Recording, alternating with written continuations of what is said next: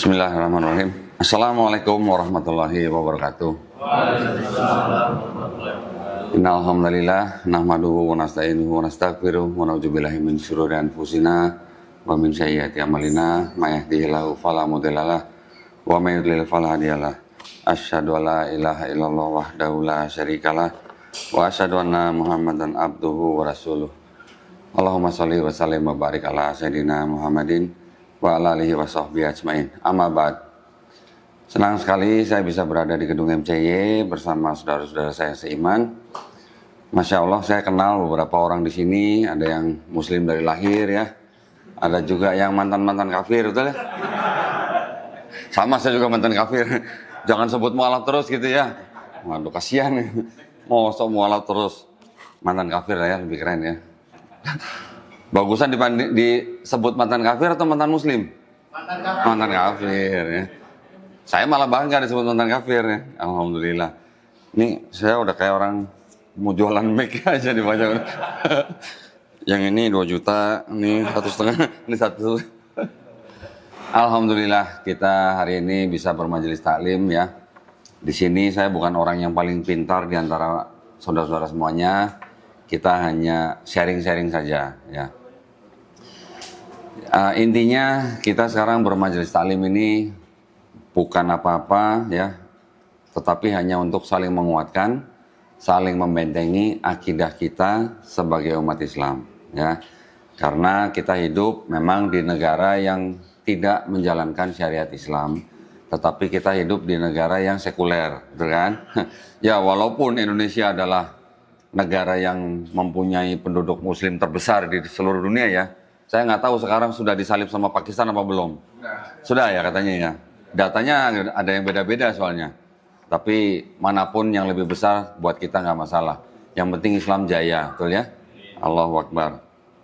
Nah, seperti biasa saya hanya ingin menguatkan akidah kita sebagai umat Islam. Dari mana? Dari Quran. Quran kita tahu bahwa Quran itu adalah murni firman Allah Subhanahu wa taala.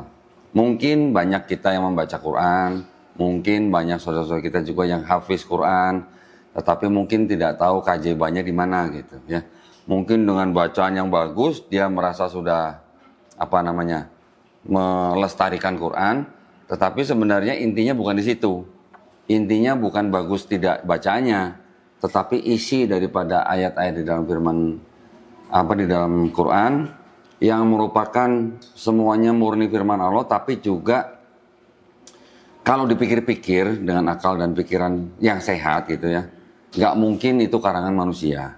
Jadi kalau nggak mungkin karangan manusia, berarti itu adalah ajaran atau aturan yang diperuntukkan bagi manusia gitu. Ya, ini pandangan saya sebagai orang yang sudah lama dikafirkan sama orang tua saya nih gitu ya. Ya, loh saya kan lahir juga muslim. Semuanya yang di sini kan juga lahir muslim, betul ya? Setiap bayi yang lahir kan fitrah. Nah, kalau fitrah berarti kan muslim. Dia tidak bisa apa-apa kecuali berserah kepada Sang Pencipta. Dia menjadi kafir karena orang tuanya. Dia menjadi Yahudi, Kristen atau Majusi ya karena orang tuanya, tetapi ketika dia nanti mendengar Islam, dia menerima Islam sampai akhirnya dia memeluk Islam, dia bukan convert. Dia revert, kembali gitu.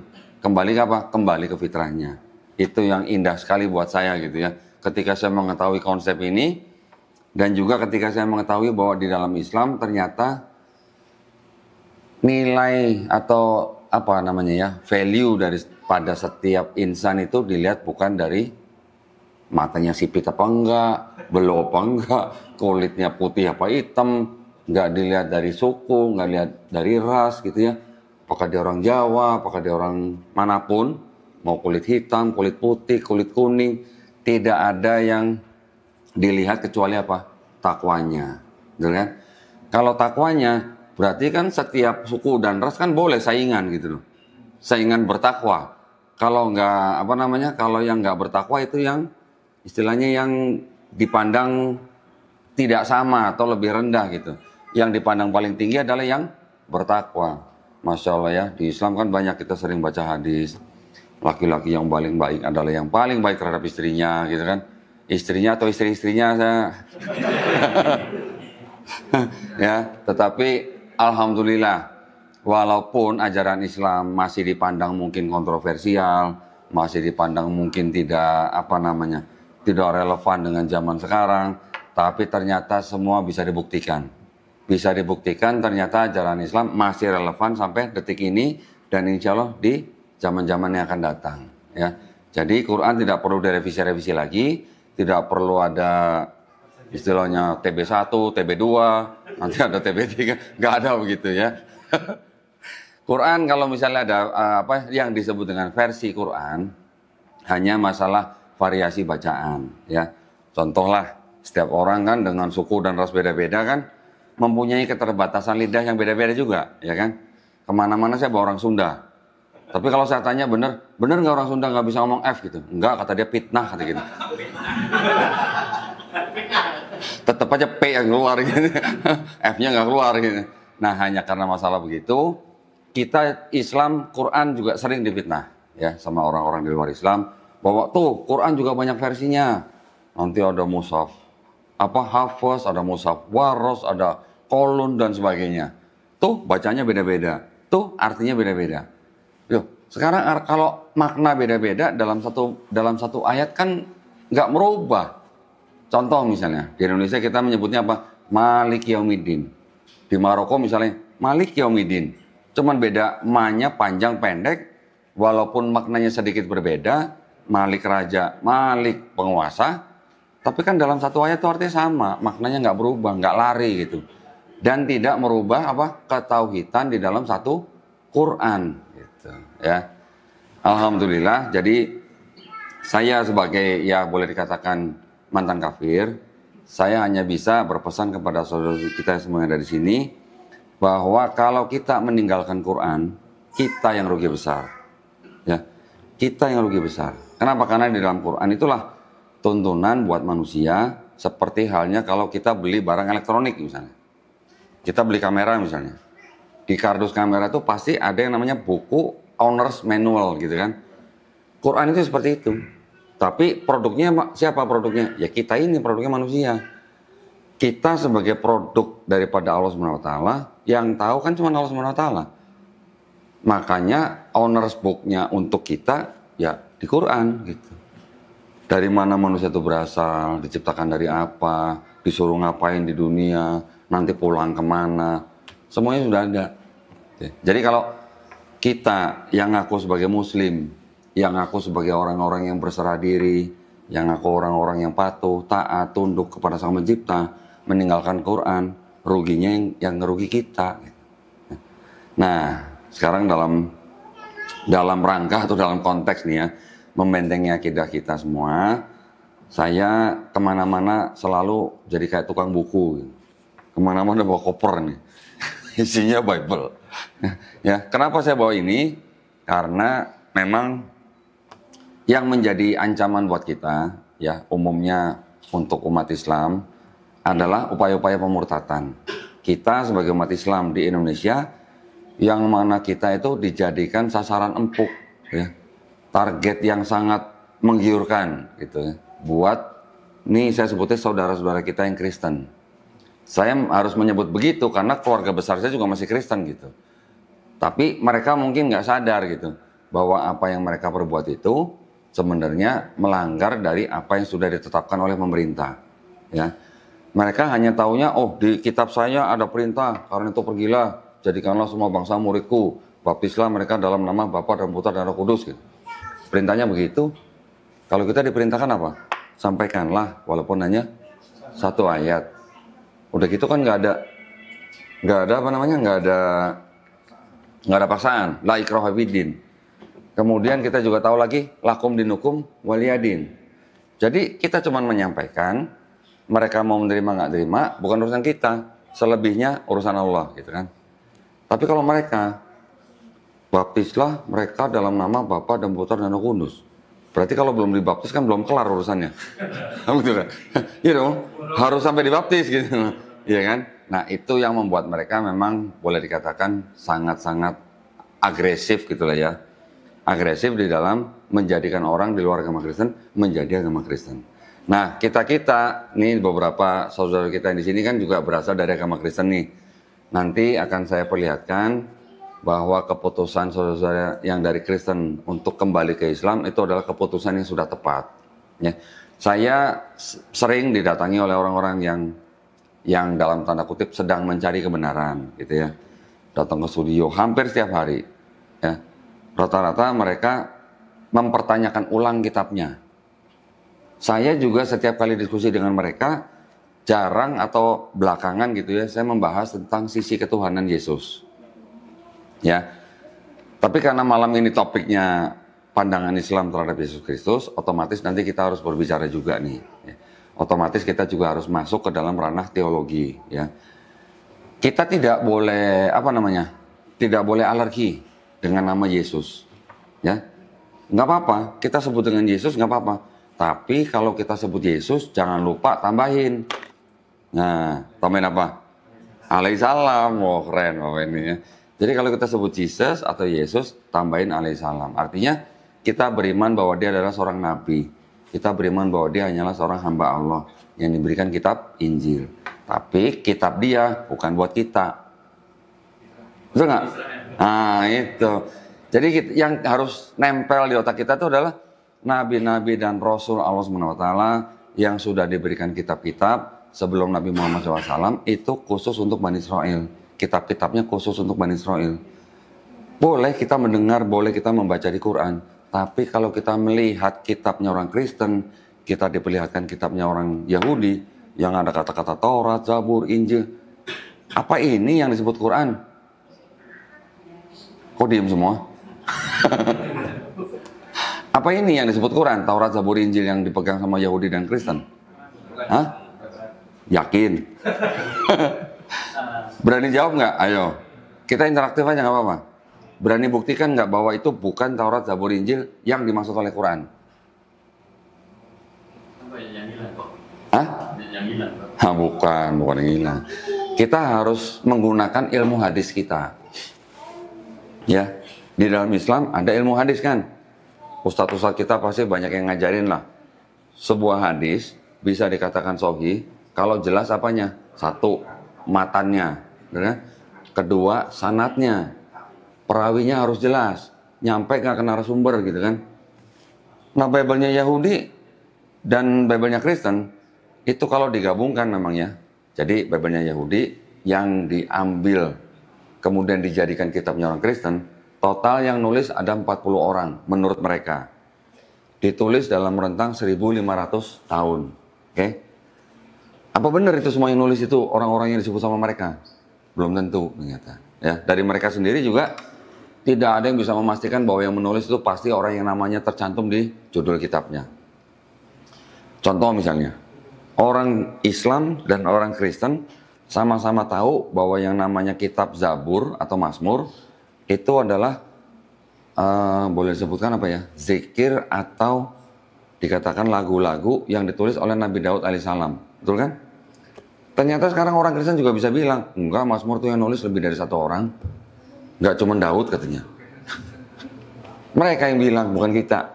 Kalau kita tahunya Taurat, Zabur, Injil yang itu adalah wahyu-wahyu yang diturunkan Allah SWT kepada Nabi dan Rasulnya untuk siapa? Untuk Bani Israel. Kapan? Cuman pada zaman itu. Sekarang udah nggak ada, nabi-nabinya udah nggak ada. Namanya wahyu gimana? Nah, ini namanya wahyu. Namanya wahyu itu kan adalah pesan atau pengetahuan yang masuk ke dalam kolbunya Nabi, ya, bisa langsung masuk diturunkan Allah Subhanahu wa taala, bisa juga diturunkan melalui malaikat Jibril alaihissalam. Betul kan? Apa yang diajarkan oleh Nabi kepada umat-umatnya, yaitulah wahyu yang diterima oleh Nabi itu. Ketika nabinya sudah nggak ada, kemana wahyunya? Ya ngikut sama nabinya, gitu kan?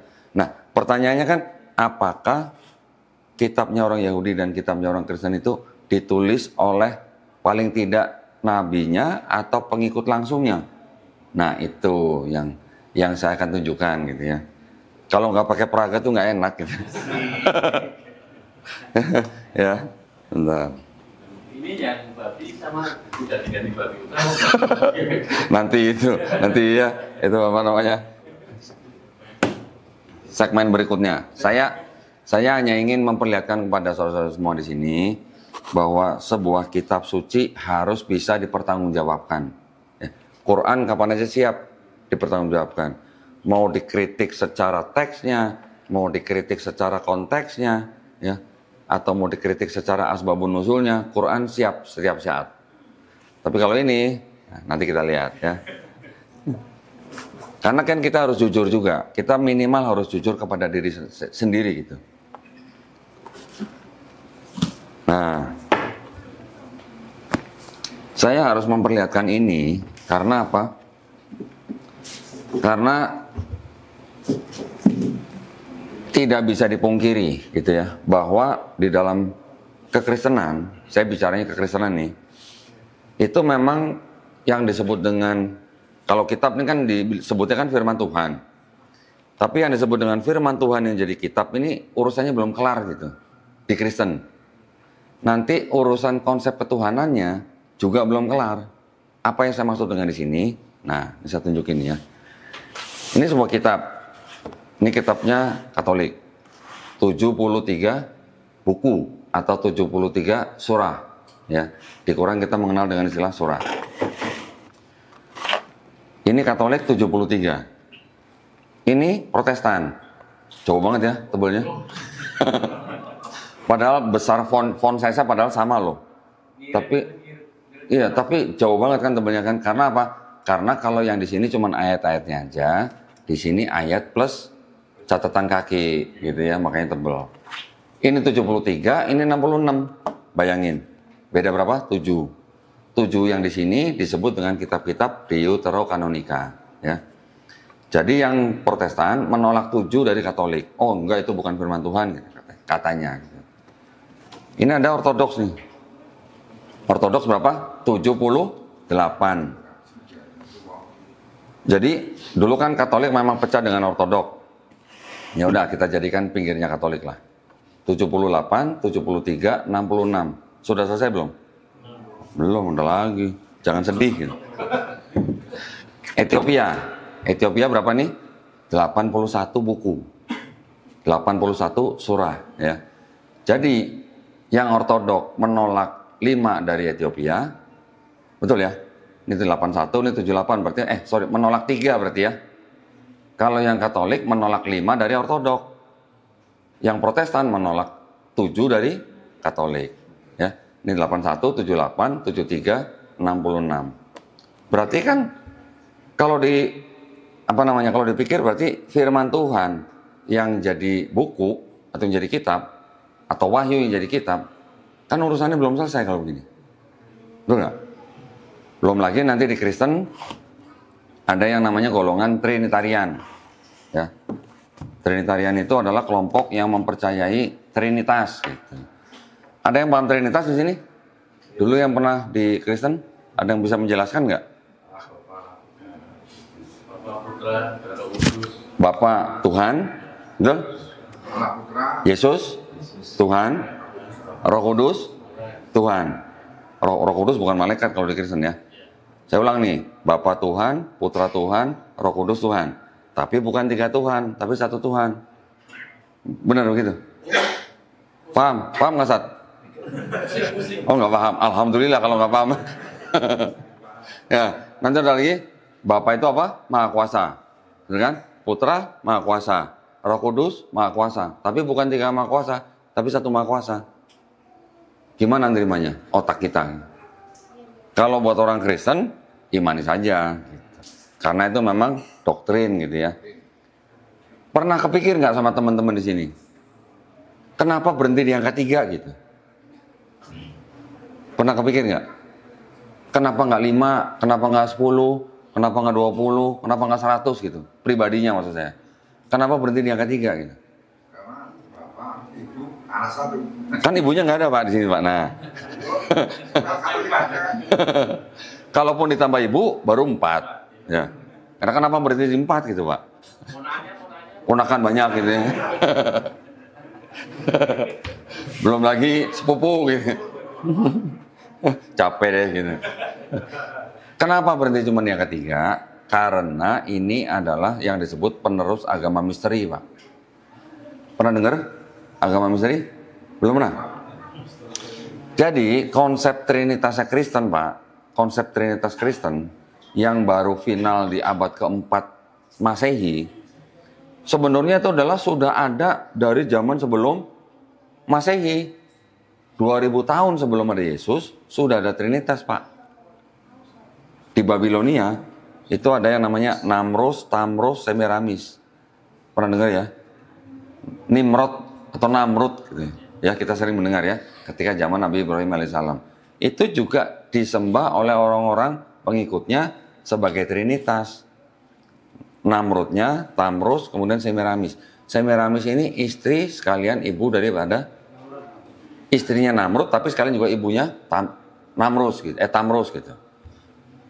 Ini ceritanya memang ya boleh dikatakan legenda, tetapi tetap kan tiga kan, tetap ada tiga kan. Nanti di Sumeria juga ada tiga, ya.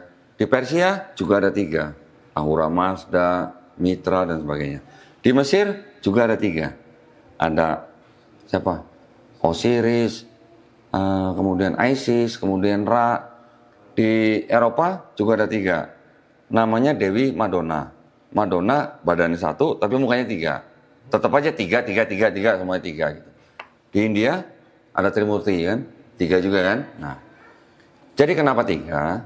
Menurut filsuf yang namanya Aristoteles, ya dari Yunani, dia bilang sesuai dengan perkataan orang-orang Pitagoras gitu. Pernah dengar Pitagoras? Ya, yang belajar matematika, yang nilai matematikanya bagus pasti ingat Pitagoras gitu ya. Hukum Pitagoras. Menurut orang-orang Pitagoras, alam semesta ini dibatasi dengan tiga, awal, tengah, akhir gitu. Nah, kata Aristoteles, kami menggunakan hukum itu untuk menyembah dewa-dewa kami. Ya, jadi orang-orang zaman dulu memang sudah terbiasa menyembah Tuhan yang apa? Yang triad. Triad itu artinya tiga tapi satu, satu tapi tiga gitu. Oke. Jadi konsep Trinitas yang dianut oleh Kristen itu bukan barang baru sebenarnya, tapi penerus daripada yang disebut dengan agama-agama yang misteri tadi, yang tiga itu. Bapak gereja pada zaman itu aja bilang bahwa Trinitas itu adalah misteri. Kalau udah bilang misteri gimana menjelasinya? Seperti tadi saya bilang, Bapak Tuhan, Anak Tuhan, Roh Kudus Tuhan, tapi bukan tiga tapi satu. Puyang-puyang gitu ya. Ya, itu adalah konsep ketuhanan yang dimiliki oleh Kristen mainstream. Mainstream yang artinya yang urus utama. Apakah cuma itu? Enggak. Ada yang konsep ketuhanannya beda lagi.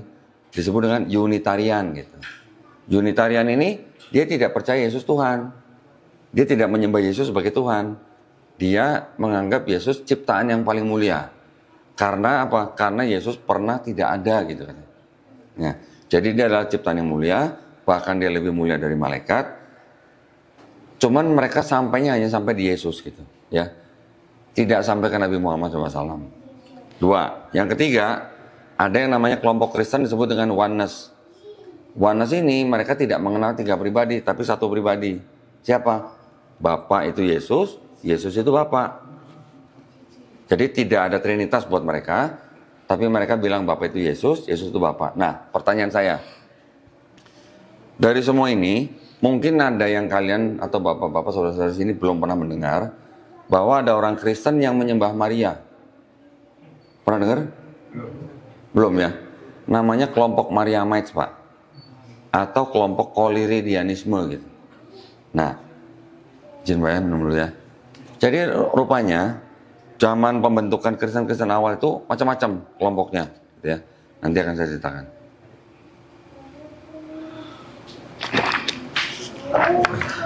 Maka itu di dalam Quran kita sering membaca ayat-ayat yang dimulai dengan kata-kata apa? Sungguh telah kafirlah gitu lah. Ya kan?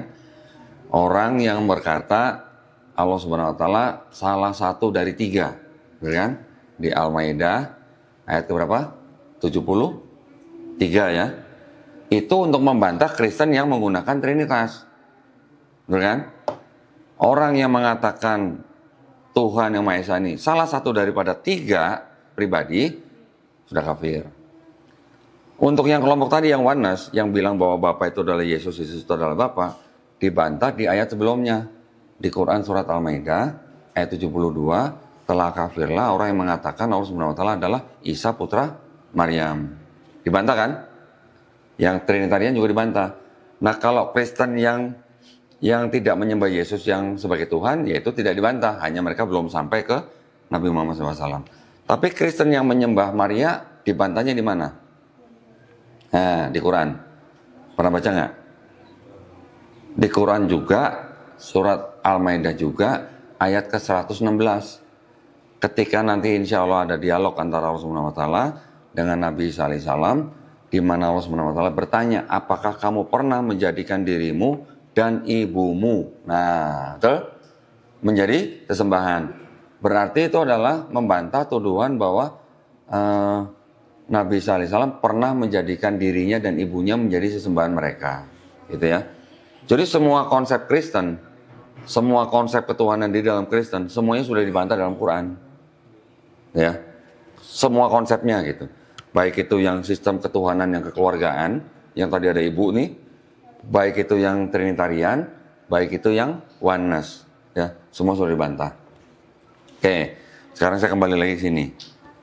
Ketika tadi kita bertanya, apakah Taurat, Zabur, Injil yang disebut di dalam Quran itu kitabnya orang Yahudi? Ini kitabnya orang Yahudi nih, namanya Tanakh, ya, singkatan Torah, Nevi'im, Ketuvim.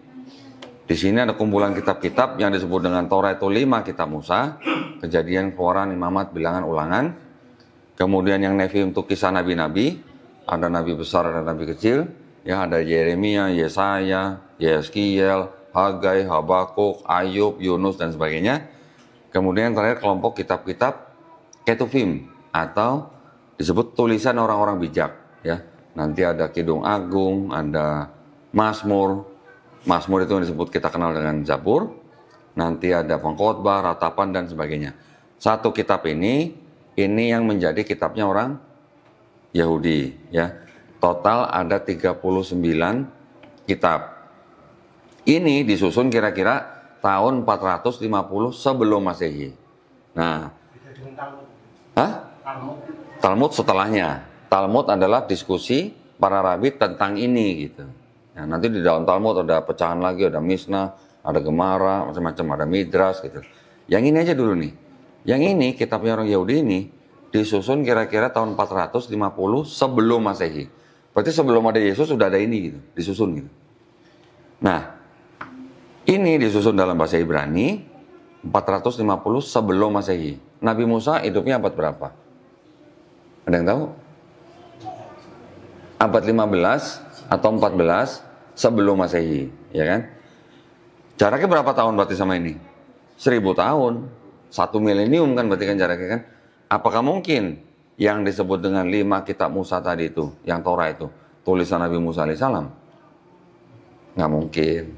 Ternyata menurut orang-orang Kristen juga yang mempelajari tentang manuskrip, ternyata yang menyusun 5 kitab Musa tadi yang disebut dengan Torah atau Pentateuch itu adalah orang-orang Israel ketika mereka sedang dibuang di Babilonia, ya. Kita tahu sejarahnya bangsa Israel kan, ketika mereka sudah dikeluarkan dari Mesir oleh Nabi Musa alaihissalam sampai ada masuk ke negeri Kanaan, menjadi bangsa Israel dipimpin oleh 12 hakim-hakim. Kemudian mereka menuntut untuk dijadikan kerajaan, diangkatlah raja pertama yaitu Raja Saul. Kemudian Raja Saul wafat digantikan Raja Daud alaihissalam. Raja Daud alaihissalam wafat digantikan oleh anaknya Nabi Sulaiman alaihissalam. Ketika zaman Nabi Sulaiman alaihissalam dibangunlah Haikal Sulaiman, ya, atau bait suci katanya. Bait sucinya orang Yahudi atau orang Israel. Setelah Nabi Sulaiman alaihissalam wafat, baru kerajaan Israel terpecah menjadi 2. Kerajaan Israel Utara dipimpin oleh Raja Rehoboam, kerajaan Israel Selatan dipimpin oleh Raja Yeroboam. Utara 10 suku Israel, selatan 2 suku Israel. Nggak lama kemudian yang utara dicaplok oleh bangsa Assyria. Kemudian nggak lama setelah itu utara dan selatan dicaplok oleh Babilonia. Nggak lama kemudian bangsa Israel itu dibawa ke Babilonia, dibuang gitu istilahnya. Nah, selama pembuangan itu, yang di Babilonia itu mereka punya yang namanya mazhab-mazhab gitu. Wah, pakai istilah mazhab gitu. Biar kerenan dikit gitu ya. Mazhab-mazhab ini yang menyusun Torah. yang 5 buku itu, 5 kitab Musa itu. Jadi kalau 5 kitab Musa tapi berasal dari 4 mazhab, 4 sumber kisah, yaitu apa? Yahwis, Elohis, Deuteronomis, Priestly, 4 mazhab yang merupakan sumber kisah daripada 5 kitab Musa, begini masuk dalam sini, berarti banyak apa? Satu, banyak cerita yang diulang. Ya. Kalau dia diulang 2 kali disebut doublets, kalau dia diulang 3 kali disebut triplets. Karena diulang, makanya banyak yang berkontradiksi. Itu yang menjadikan kenapa di dalam 5 kitab Musa aja itu sudah ada kontradiksi. Kita kalau baru buka halaman pertama aja sudah ada kontradiksi. Baru halaman pertama, gitu ya. Diceritakan hari pertama sudah ada terang. Nanti hari kedua, hari ketiga sudah ada tumbuh-tumbuhan. Mataharinya hari keempat gitu. Dari mana tumbuh-tumbuhan bisa tumbuh kalau nggak ada matahari? Ya, baru di situ. Nah, jadi itu menunjukkan bahwa di dalam kitab ini, yang khususnya 5 kitab Musa itu, memang berasal dari 4 sumber yang berbeda yang masuk dalam 5 kitab ini. Yang paling banyak campur 4 ini adalah yang Kejadian, Keluaran, Imamat. Yang bilangan dan yang ulangan tidak terlalu banyak. Gitu. Ini yang menjadikan makanya yang paling banyak di kitab Kejadian, yang paling banyak kontradiksi. Oke? Nah, ini sudah jelas berarti tidak ditulis oleh Nabi Musa alaihissalam. Sekarang kalau tidak ditulis oleh Nabi Musa alaihissalam dan tidak ditulis oleh orang-orang yang hidup pernah bareng sama Nabi Musa alaihissalam, berarti ini Taurat yang disebut dalam Quran bukan? Ya bukan. Itu buktinya gitu ya. Bukan hanya sudah dirubah-rubah, sumber kisahnya pun beda-beda. Jaraknya pun jauh sekali gitu. Jadi kita bisa pastikan bahwa yang menulis 5 kitab Musa di dalam kitab ini itu bukan orang-orang yang pernah berjalan bareng dengan Nabi Musa alaihissalam. Nggak pernah jalan-jalan bareng gitu. Nggak pernah waktu keluar dari Mesir itu, nggak pernah jalan bareng gitu. Ibaratnya nggak pernah ngopi bareng sama Nabi Musa alaihissalam. Ya. Kemudian Nabi Daud alaihissalam bagaimana dengan kitab Mazmurnya? Itu juga rupanya pada masa pembuangan Babel itu, mazhab-mazhab yang 4 tadi itu menyusun dari apa? Dari hikayat-hikayat gitu. Ya, namanya hikayat, kemudian ditulis gitu. Jadi apa? Nah, itu apakah disebut sebagai firman Tuhan? Tetapi memang yang namanya pesan-pesan gitu ya. Pesan-pesan dari Allah Subhanahu wa taala dulu ke nabinya dan rasulnya didengar oleh pengikut generasi pertama, kedua dan seterusnya, mungkin masih saja ada yang terbawa gitulah pesan kebenarannya. Jadi kalau kita baca kitab ini dari mulai Kejadian sampai Ulangan, bahkan sampai kitab raja-raja, bahkan sampai nabi-nabi, itu pesannya masih terjaga. Pesan terjaganya apa? Pesan tauhidnya. Oh, ternyata kitab tauhid juga ini, ya. Walaupun banyak kontradiksi, tapi isinya konsep ketuhanannya masih tauhid. Nih ya. Saya bisa katakan begitu karena apa? Karena memang Yahudi atau Yudaisme itu bisa dikatakan murni monoteisme. Nah, dan akidah atau konsep ketuhanannya sama atau serupa dengan Islam. Oke. Apa contohnya? Nabi Musa ketika ditanya sama orang Israel, hukum terutama apa? Shema Israel, Adonai Eloheinu, Adonai Ehad. Ada ehadnya. Shema Israel itu, dengarlah hai bangsa Israel, Tuhan Allah kita, Tuhan itu Esa. Ehad. Kita bacanya apa? Qul huwallahu ahad. Mungkin sehari kita baca 5 kali kali ya.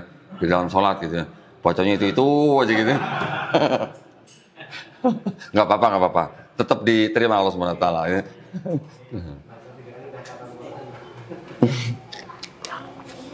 Nggak apa-apa. Ada juga kok. Nah, sahabat Nabi yang setiap kali sholat rakaat kedua pasti baca itu terus gitu. Ada. Nggak apa-apa. Tetapi maksudnya gini. Ketika Nabi Musa di sini ceritakan berpesan bahwa Shema Israel, Adonai Eloheinu, Adonai Ehad, itu setara dengan Qul huwallahu ahad. Sama, Tuhan itu Esa. Nanti ada lagi di sini dikatakan, kalau yang tadi di Ulangan 6 ayat 4, berikutnya ada lagi ayat yang mengatakan begini. Tuhan bukan manusia. Tuhan bukan anak manusia. Ya. Di surat Al-Ikhlas juga kita baca lam yalid walam yulad. Sama nggak? Sama, gitu ya. Serupa atau setara lah, pesannya sama. Jadi Tuhan tidak mungkin jadi manusia, Tuhan juga tidak mungkin dilahirkan oleh manusia, ya. Sama dengan lam yalid walam yulad.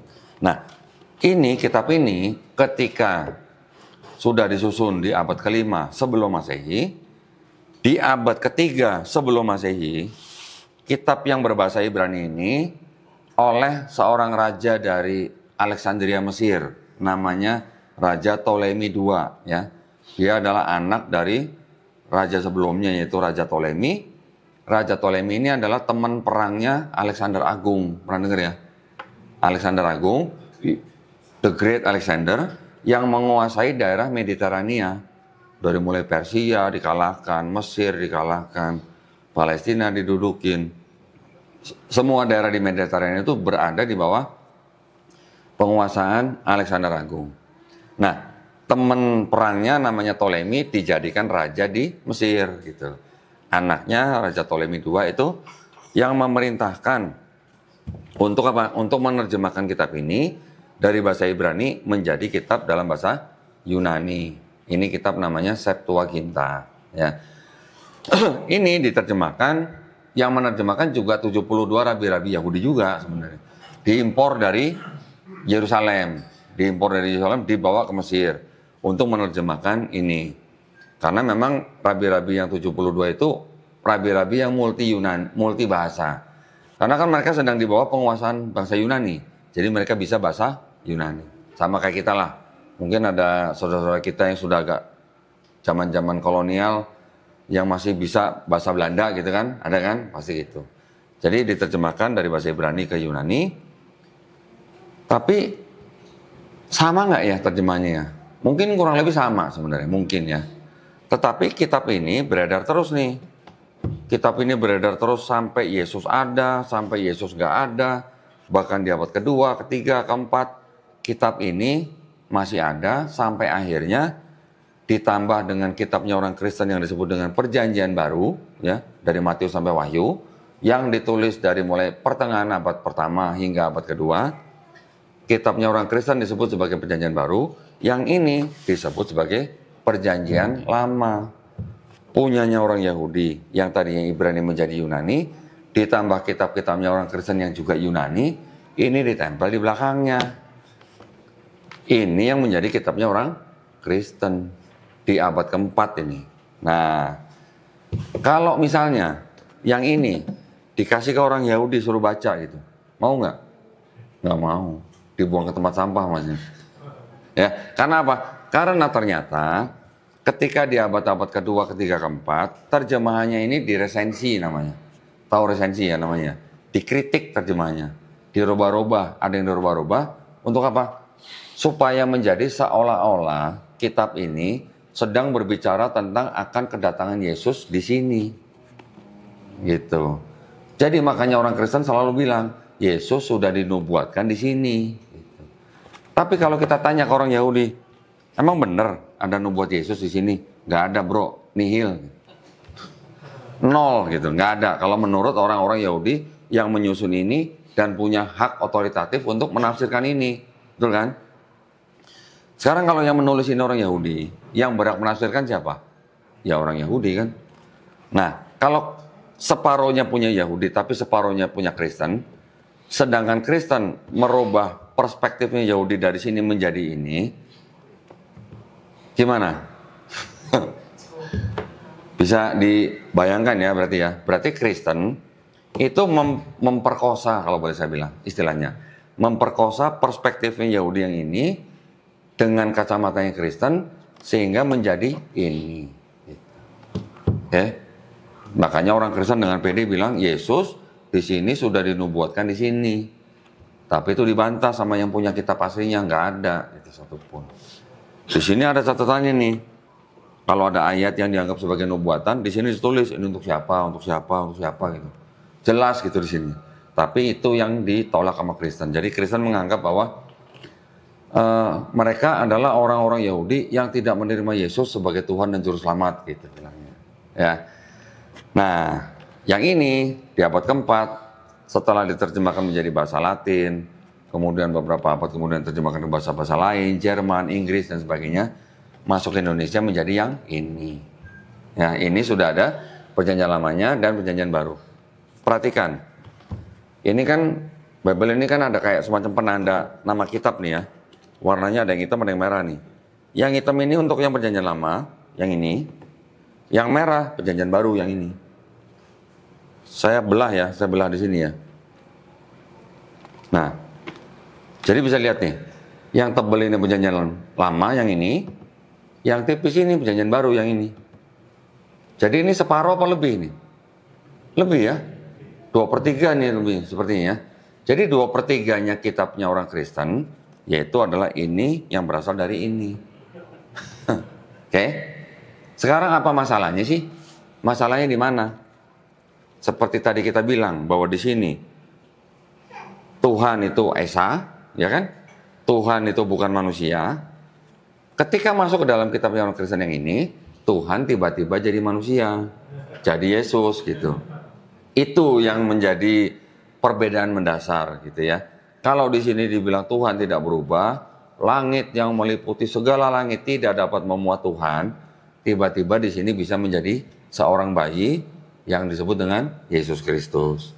Nah, kita umat Islam juga mengenal Yesus Kristus sebagai sosok Isa Al-Masih. Di Quran sering diceritakan, bahkan namanya disebut 5 kali lebih banyak daripada Nabi Muhammad SAW ya. Nabi Isa dan Nabi Adam alaihissalam disebut 25 kali.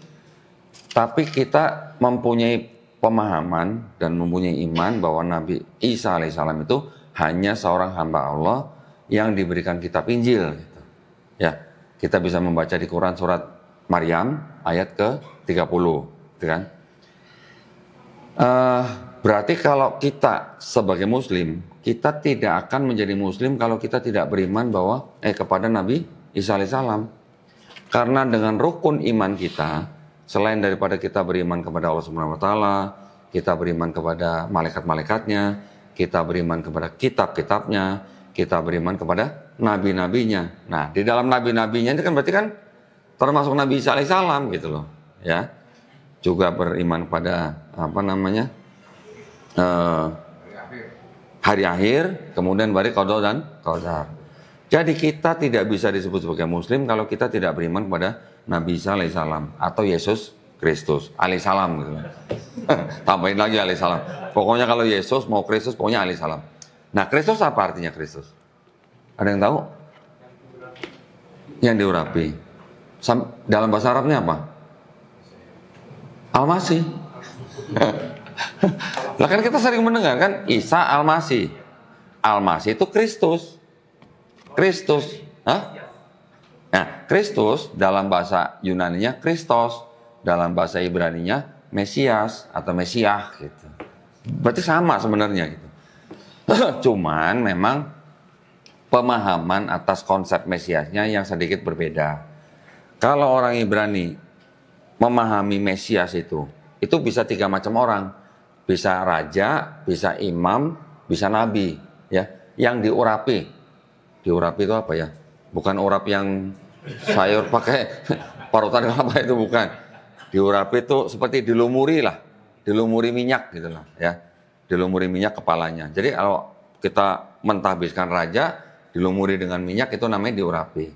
Jadi yang namanya raja, yang namanya nabi, yang namanya imam, ketika mereka diurapi ya mereka disebut dengan Mesias. Apakah harus bangsa Israel? Nah loh, ini krusial nih. Apakah harus bangsa Israel aja yang diurapi itu yang disebut dengan Mesias di dalam kitab ini? Ternyata enggak loh. Penguasa Persia yang namanya Cyrus atau Kores ya, itu juga ternyata disebut dengan Mesias di sini. Nah, sekarang bedanya apa dengan Yesus yang disebut dengan Mesias gitu kan? Orang Kristen mengklaim bahwa Yesus adalah Mesias. Kita Islam juga klaim atau kita juga menerima bahwa Isa adalah Al-Masih gitu kan. Cuman konsepnya berbeda nih.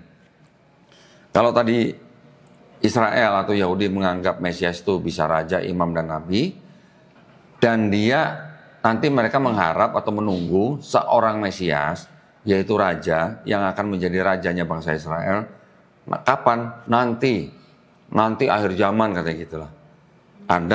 Akan ada seorang Mesias yang menjadi raja bangsa Israel, yang apa? Yang dia harus keturunan Daud. Nah, melalui anaknya Sulaiman atau Salomo. Oke. Dan Mesias yang akan datang itu murni manusia, hasil hubungan badan manusia, bukan Tuhan yang jadi manusia gitu.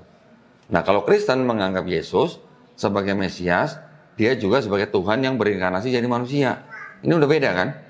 Konsepnya udah beda nih. Nanti orang Yahudi juga bilang bahwa Mesias yang akan datang itu dia harus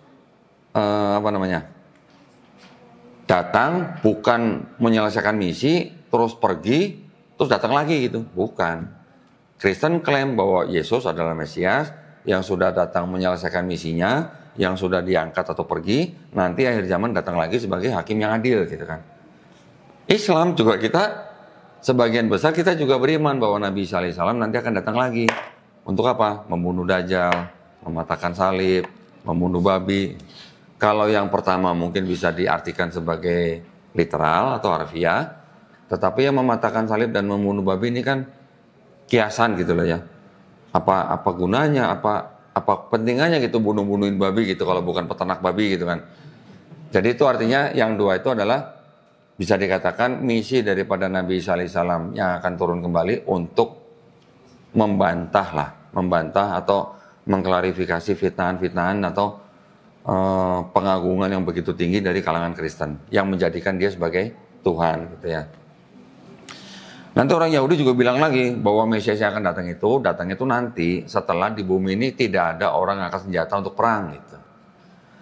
Dan nanti dia akan datang lagi ketika semua manusia sudah mengenal Hashem. Hashem itu adalah sebutan lain daripada Tuhan yang Maha Esa. Kristen bilang Yesus adalah Mesias yang dijanjikan di sini. Tetapi kan Yesus waktu lahir kan masih ada perang. Sampai sekarang juga masih ada perangnya. Di Gaza juga masih ada perang kan. Berarti menurut kitab ini Yesus bukan Mesias yang dijanjikan gitu. Kemudian zaman sekarang kan masih ada aja orang yang belum mengenal Tuhan. Suku-suku terdalam ya, yang terpencil, yang belum terjangkau peradaban. Mereka juga belum mengenal Tuhan yang Maha Esa. Itu juga berarti Yesus tidak masuk syarat yang di sini gitu. Makanya kalau Yahudi menolak Yesus sebagai Mesias yang dijanjikan, karena mereka punya dasar di sini ada kondisi yang harus dipenuhi gitu. Sedangkan Kristen mengklaim Yesus sebagai Mesias yang sudah dijanjikan dengan yang disebut dengan klaim sepihak. Contoh misalnya, Yesus juga disebutkan dia anak perawan Maria. Diceritakan Maria ini punya suami yaitu Yusuf, ya kan? Tapi Yusuf ini adalah orang yang dipilih oleh kaumnya untuk menikahi Maria. Karena Maria mengandung dari Roh Kudus katanya. Yang keturunan Daud melalui Salomo itu yang Yusuf ini. Yesusnya karena dia anak kandung Maria, Maria bukan keturunan Daud dari Sulaiman, tapi dari Nathan gitu. Nah kalau kata orang Yahudi, berarti kalau gitu kan Yesus anak adopsi. Kalau anak adopsi, mohon maaf nggak diterima bro gitu, ya tidak diterima sebagai Mesias yang dijanjikan di sini. Jadi itulah perbedaan dari konsep ketuhanan, konsep Mesias yang ada di kitabnya Yahudi dan di kitabnya Kristen. Ya walaupun mereka separuhnya ini, tetapi pandangannya atau perspektifnya berbeda. Perspektif Kristen terhadap dua kitab yang dijadikan satu ini dengan perspektif Yahudi untuk satu kitab ini itu berbeda. Nah, konsep ketuhanannya juga berbeda. Kalau di sini tadi Tuhan bukan manusia, di sini tiba-tiba Tuhan bisa jadi manusia, ya. Yang di sini Tuhan tidak berubah, di sini tiba-tiba bisa berubah jadi manusia. Itu yang boleh dikatakan apa ya? Kontradiksi yang paling besar sebenarnya dalam satu kitab gitu. Kalau konsep ketuhanan di sini sama ini berbeda, tapi orang Kristen bilangnya begini, oh kalau yang di sini itu Yesusnya belum datang gitu. Ya, Yesusnya belum datang, makanya di sini memang tidak ada kata Yesus, tapi ini sudah mengindikasikan Yesus mau datang. Gitu. Tetapi di sini kan Yesus bukan manusia, itu kan dulu sebelum ada Yesus gitu. Oke, jadi sebenarnya konsep ketuhanan yang ada di dalam sini itu tidak murni diambil dari sini, Tetapi dari mana? Dari pemahaman orang-orang paganisme Romawi dan juga dari Helenisme Yunani. Tadi ya, budaya Yunani yang dibawa oleh Raja Alexander Agung ke daerah Mediterranean itu, yang disebut dengan sistem Helenisme itu yang sudah melekat kuat di daerah situ, kurang lebih dari tahun 332 sebelum Masehi sampai diambil alih oleh Romawi di tahun 63 sebelum Masehi. Berapa tahun tuh? Berarti kurang lebih 270 tahun ya, daerah situ terpapar oleh budaya Helenisme. Nah, apa tuh budaya Helenisme tuh ya?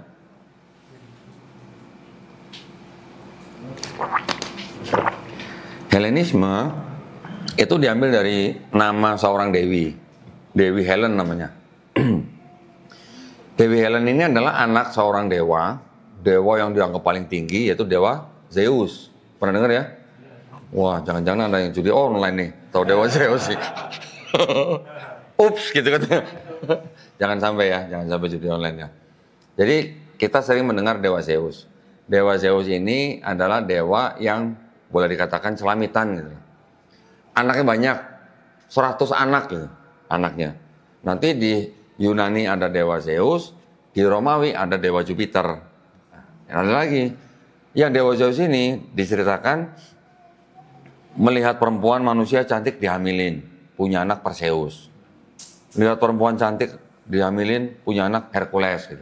Sampai 100 perempuan dihamilin semua sama dia, punya anak semua. Jadi 100 orang, setengah manusia, setengah dewa. Termasuk siapa? Hercules. Jadi Hercules kan kita tahu ceritanya lah ya, manusia yang dikdaya gitu lah, bisa ngangkat gunung dan segala macam lah istilahnya. Dia dianggap sebagai manusia, setengah dewa gitu.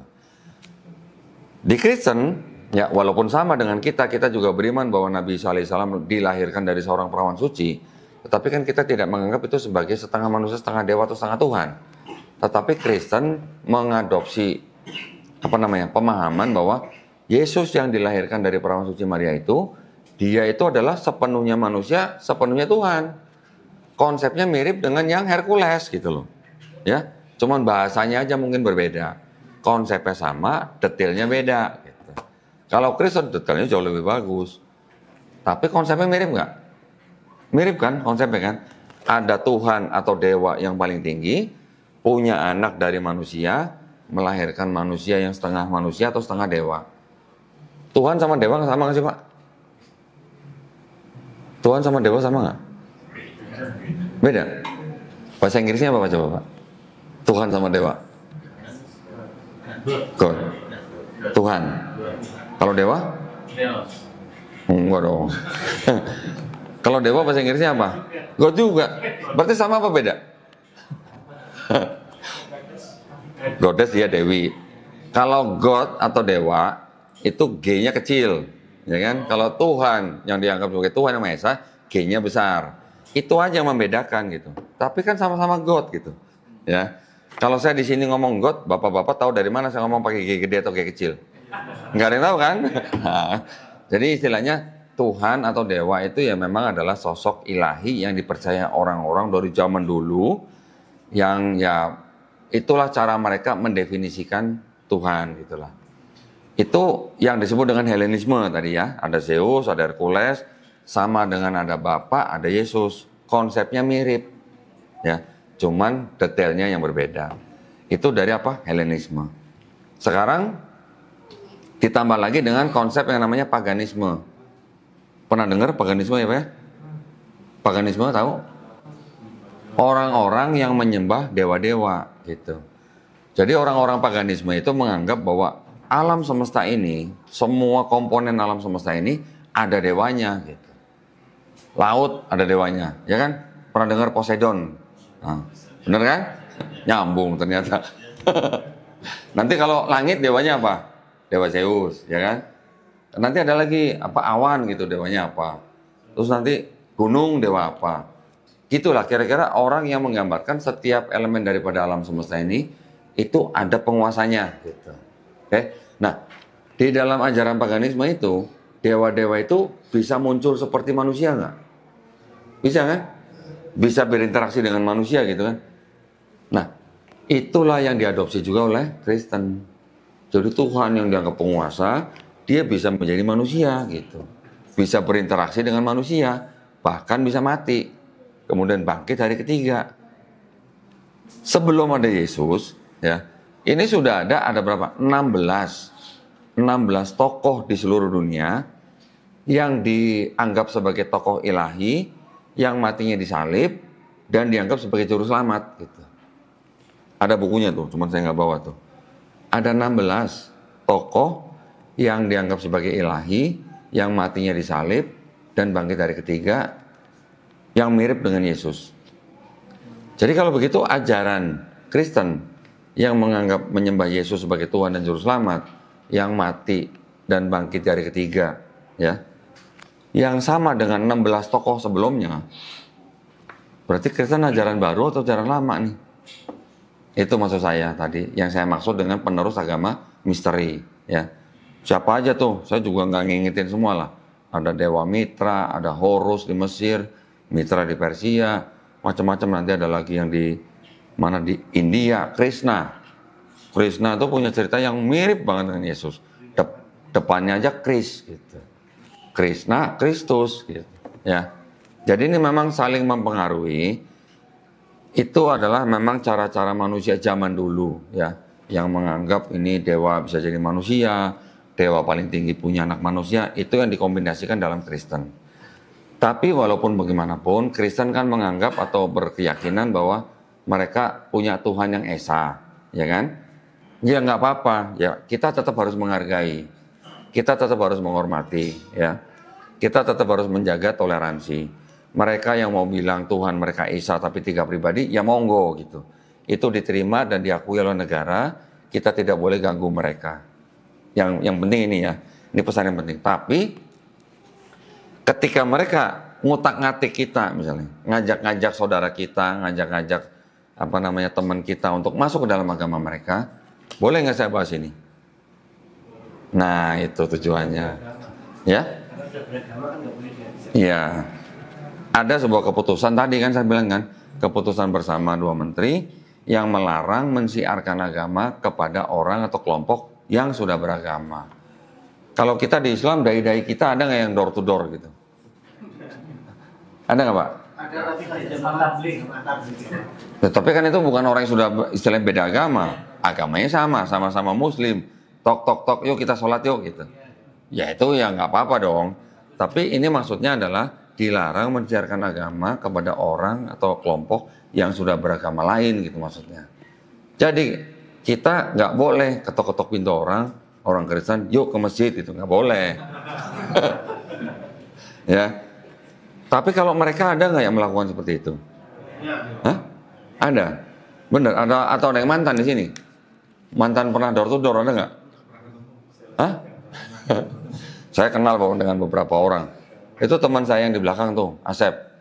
Semalam dia baru nganterin temennya, mantan misionaris di Boyolali ya, yang sekarang alhamdulillah sudah masuk ke pondok pesantren, alhamdulillah. Tapi dulunya begitu kerjaannya, mengajak orang untuk masuk ke dalam agama mereka. Iya, ya memang fanatik gitu, iya.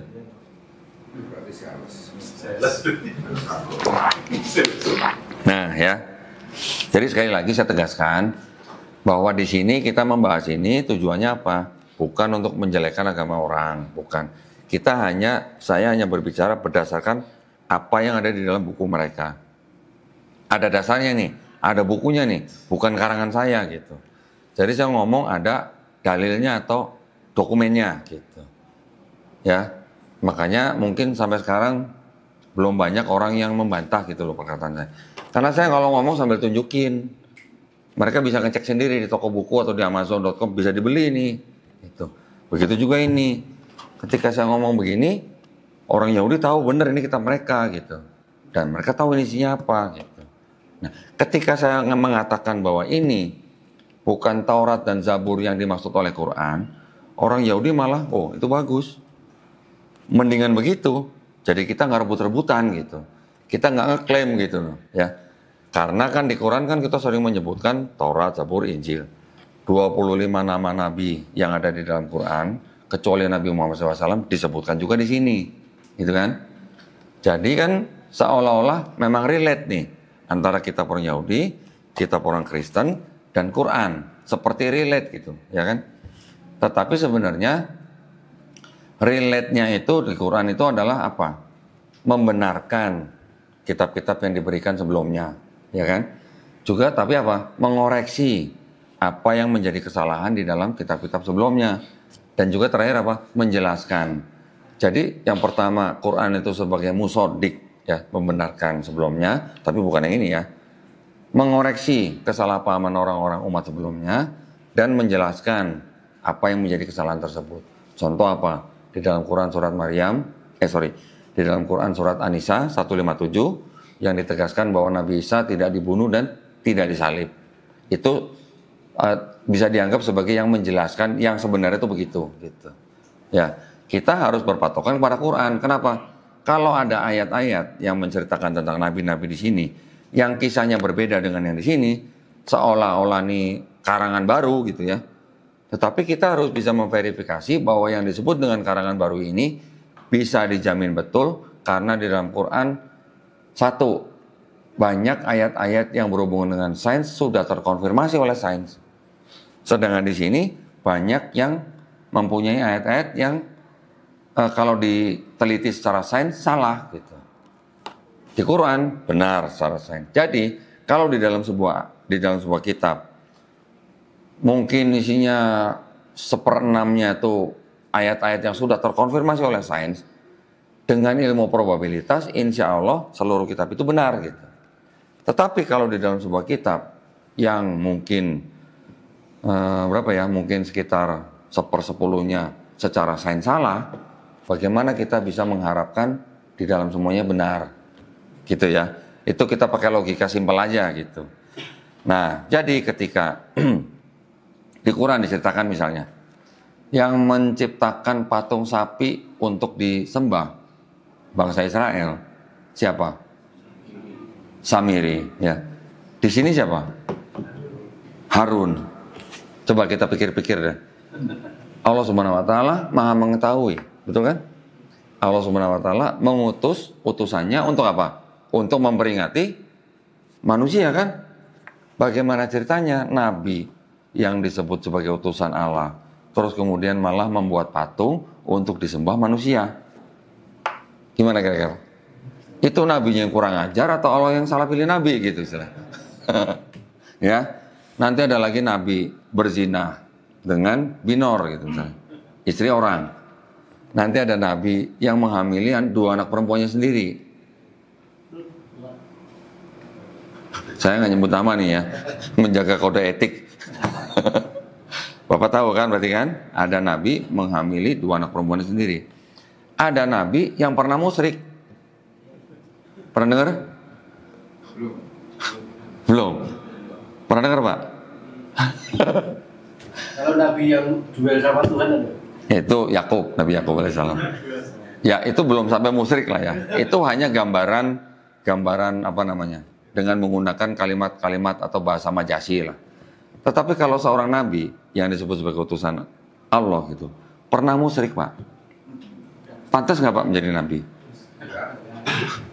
Di sini ceritakan Pak, Salomo anak Daud sendiri gitu, pernah musyrik. Kemudian ketika seorang nabi yang sedang diuji, ya, menyalahkan yang menguji gitu. Gimana Pak? Kita kan juga diuji kan? Dengan kadar masing-masing gitulah. Dengan kekuatan dan istilahnya kesabaran masing-masing. Jika seorang nabi diuji, terus kemudian dia menyalahkan Tuhannya. Mengatakan bahwa Tuhan itu kejam kepada dia gitu. Gimana Pak? Kayaknya gak gitu deh ya, gitu kayaknya. Nah, di Quran ada nggak begitu Pak? Di Quran ada nggak nabi yang begitu? Yang menghamili anak perempuan sendiri, yang berzina dengan istri orang, yang musyrik, bahkan yang menghujat Allah gitu. Nggak mungkin kan begitu kan? Nah itu mungkin yang disebut sebagai apa? Pembeda gitu ya. Membela nabi-nabi yang mungkin bisa dikatakan difitnah gitu dalam kitab-kitab ini. Itu. Oke, jadi kita sebagai umat Islam, kita memandang 24 nabi-nabi di dalam Quran itu semuanya sebagai muslim. Semuanya sebagai nabi-nabi utusan Allah yang hanya berserah diri kepada yang mengutus dan yang menciptakan manusia, gitu, ya kan? Kalau kita baca di Quran, sudah jelas dari mulai Nabi Adam alaihissalam sampai Nabi Isa alaihissalam, diteruskan oleh Nabi Muhammad SAW, pesannya kan semua sama. La ilaha illallah kan.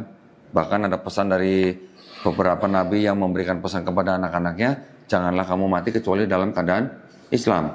Di sini Pak, walaupun cerita-ceritanya tadi yang saya sebutkan itu tidak cocok untuk nabi, tetapi pesan ketuhanannya masih sama.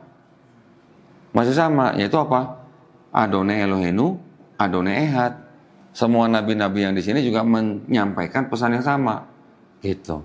Tetapi ketika masuk sini lagi, kembali lagi nih, konsep ketuhanannya sudah berbeda, konsep keselamatannya juga berbeda, gitu ya.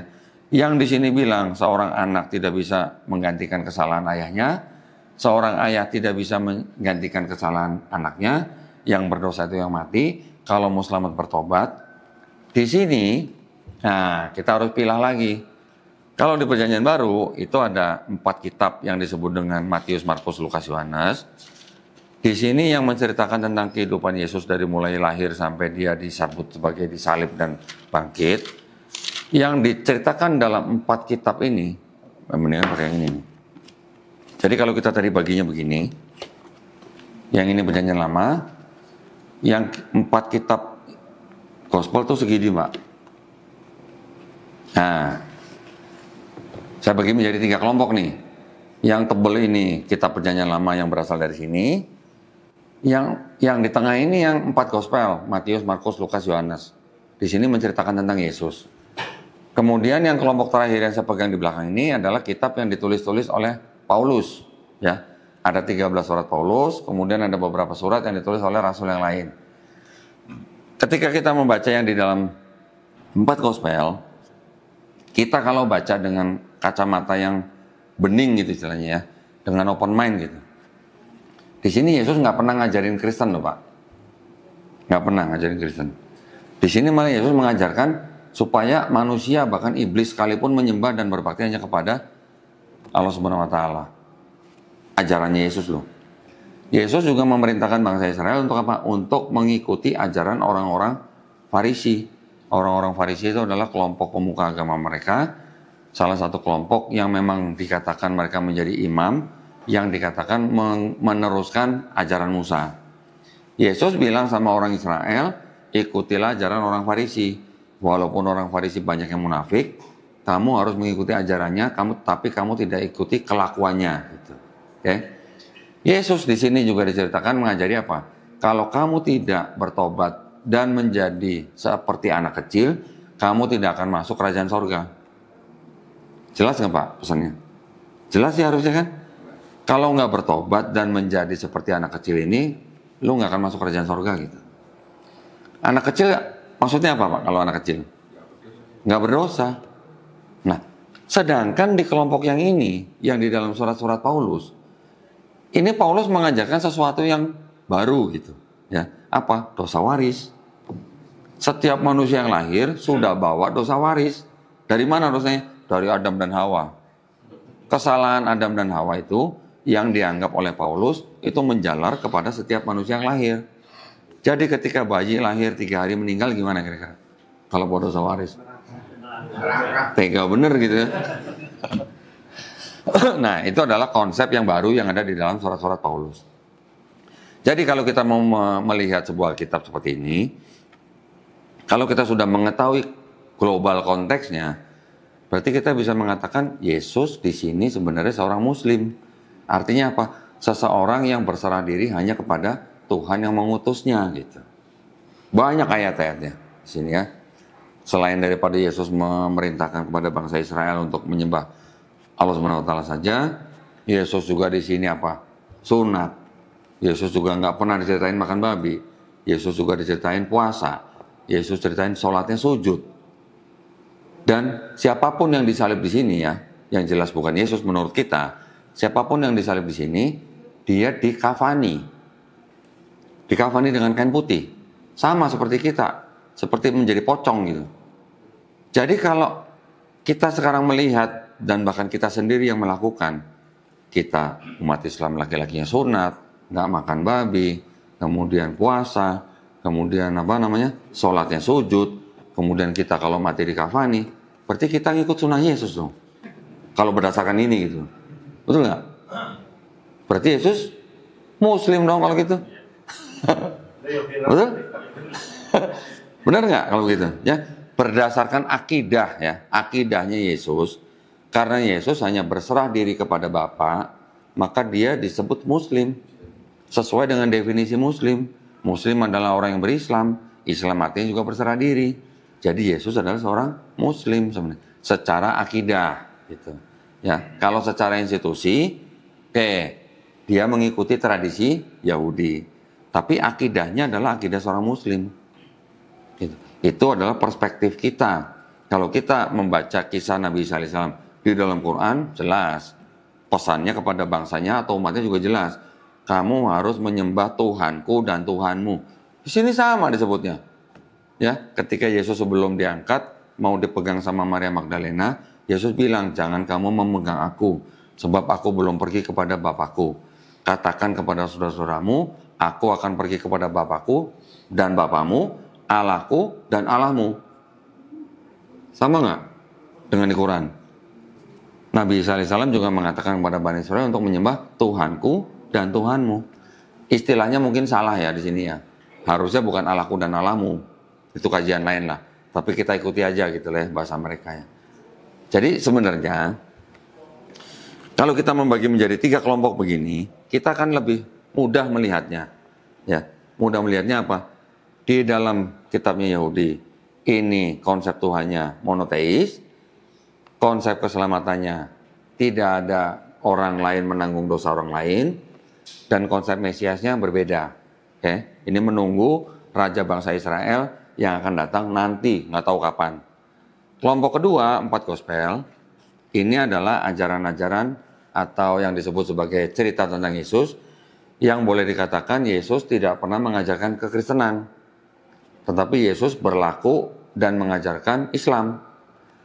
Tetapi ketika kita melihat di sini, kelompok-kelompok yang belakangan, yang pertama kali disebut Kristen itu adalah Paulus dan Barnabas dan pengikutnya setelah mereka tinggal di kota Antioquia selama setahun.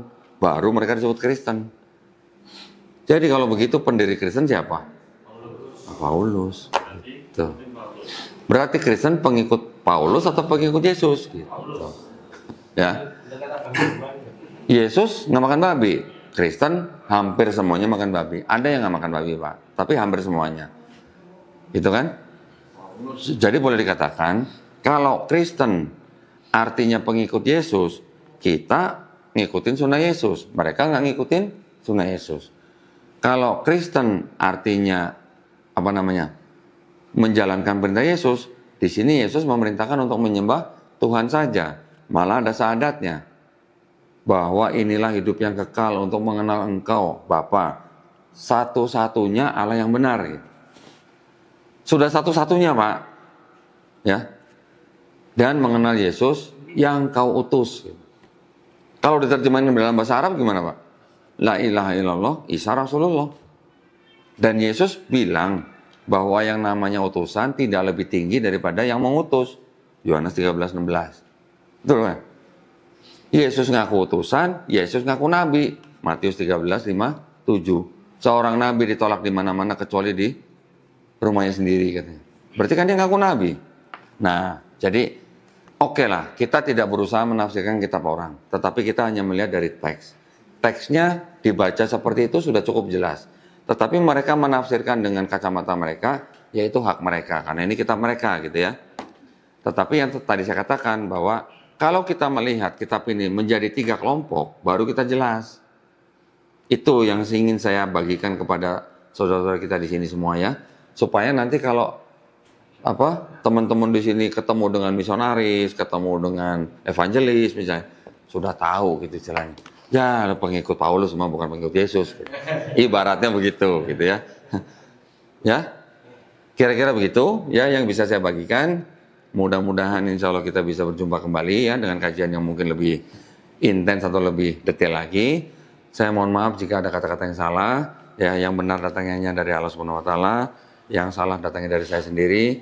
Untuk itu kita berdoa semuanya, mudah-mudahan kita semua menjadi manusia-manusia yang mengikuti apa yang sudah diturunkan Allah Subhanahu wa taala melalui Rasulnya, dan mudah-mudahan kita menjadi golongan manusia yang menyaksikan keesaan Allah Subhanahu wa taala. Ya, kita juga berdoa mudah-mudahan kita semua dilindungi dari api neraka, ya. Amin ya rabbal alamin. Kalau gitu akhir kata, wabillahi taufiq wal hidayah. Wassalamualaikum warahmatullahi wabarakatuh. Tanya jawab. Nah, siap. Baik, kami ucapkan terima kasih kepada Pak Pendidikan yang telah menyampaikan dan berbagi ilmunya pada malam hari ini. Semoga ilmu dan keberkahan yang kita dapatkan hari ini dapat membimbing kita menuju kehidupan yang lebih baik. Amin ya rabbal alamin. Amin. Memasuki acara yang ketiga yaitu yang lain, mungkin kita akan ganti dengan sesi tanya jawab. Ya. Dan ikhwan 3 dan akhwat 3, monggo yang mau bertanya silakan angkat tangan. 1. Yang tanya dapat hadiah ya? Ya, monggo. Iya, yang tanya dapat hadiah. Wih. 1, 2, 3. Keren ya Im Cayu ya. Nanya aja dapat hadiah ya. Yang akhwat ada yang ingin bertanya? Ya. Ini yang ingin bertanya. Silakan. Assalamualaikum warahmatullahi wabarakatuh. Alhamdulillah malam ini saya bisa bertemu langsung dengan Ko Doni yang selama ini saya mengikuti di YouTube. Alhamdulillah. Ya. Ini kalau yang ingin saya tanyakan, satu, kalau kita kan kitabnya cuma pedomannya cuma Quran dan Sunnah. Tapi dalam beberapa debat, karena saya ini dari dulu perhatikan debat dari zaman Kaskus sampai hari ini, itu kok selain Bible mereka juga bilang kitab para nabi, kitab wahyu, kitab bilangan, itu perbedaannya apa? Satu itu. Kedua, dulu saya pernah kerja di luar negeri, kebetulan saat itu ada beberapa bapak Indonesia dari Amerika Latin, ada Peru, Vietnam, dan macam-macam. Yang unik ini dari Peru. Dari Peru itu ada 5 orang. Yang saya ingat cuma 2 namanya, Santos dan Mario. Yang Mario ini kayaknya pendeta. Itu yang satu Kristen, yang satu Protestan. Itu tiap hari tidak akur. Saya kadang di bawah kamarnya ditunjukin, ini loh, dia makan babi, itu nggak boleh sama Yesus. Yang satunya bilang, ini dia itu makan anjing sama kucing. Karena kemarin sama Vietnam, itu Yesus nggak suka. Dan itu sesama Kristen aja nggak akur. Itu yang saya bertanyakan karena keterbatasan bahasa orang Amerika Latin itu susah dia bahasa Inggris. Itu perbedaannya apa? Dia nggak bisa mendeskripsikan. Jadi yang saya tanyakan perbedaan Kristen dan Protestan itu apa? Gini. Pertanyaannya kurang tepat. Kalau mau tanya perbedaannya Katolik sama Protestan itu apa? Harusnya ya Katolik dan Protestan. Katolik dan Protestan itu ya semuanya disebut Kristen, kekristenan gitulah. Christianity itu ada Katolik, ada Protestan, ada Ortodoks, ada Gereja Timur. Itu semuanya Kristen, Pak. Nah, yang kita kenal di Indonesia mungkin kebanyakan orang mengenal Katolik dan Protestan. Padahal di Indonesia juga ada Ortodoks, Pak. Ada, itu kajiannya mempelajari tentang sejarah perbentukan gereja dan perpecahan gereja. Itu sudah akur juga ya? Loh, kalau akur kenapa pecah, Pak? Gitu kan. Itu biasanya perbedaannya tipis-tipis saja, Pak, perbedaannya.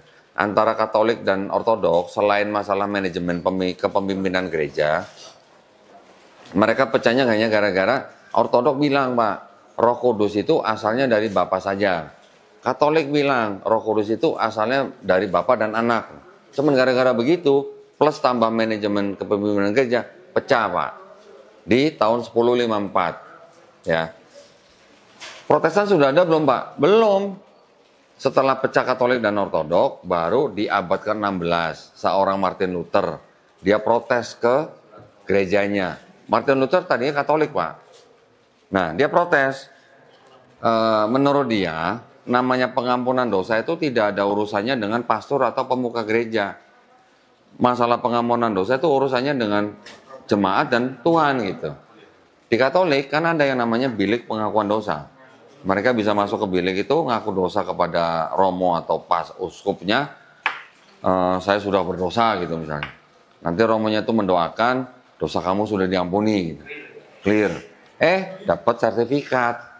Nah, ada sertifikatnya yang mungkin waktu itu harus memberikan sejumlah uang, itu yang diprotes sama Martin Luther. Nah, bahkan sertifikatnya bisa digadein mungkin ya.